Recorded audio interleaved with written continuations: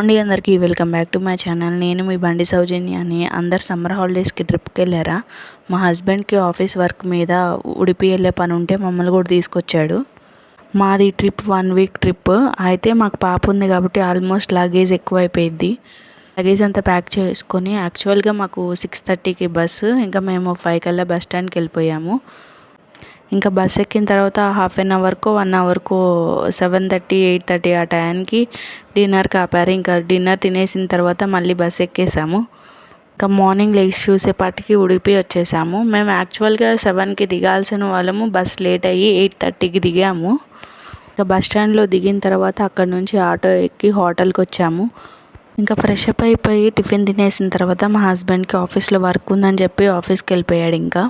అయితే మేము ఉన్న రూమ్ ఎలా ఉందో చూపించేస్తారండి. ఎంట్రన్స్ అవ్వగానే ఒక మంచం ఉంది, దాని పక్కనే డిన్నర్ లంచ్ అవి చేయటానికి ఒక టేబుల్ను 2 చైర్స్ ఇచ్చారు. ఇంకా dressing table, kettle, water bottles ఇంకా అన్నీ ఉన్నాయి. ఇంకా బాత్రూమ్ కూడా చాలా నీట్గా బాగుంది. బాల్కనీలో నుంచి చూస్తుంటే బయట వ్యూ చాలా బాగుంది. మార్నింగ్ మేము టిఫిన్ తింటా కూడా బయట వ్యూ చూస్తూ తిన్నాము.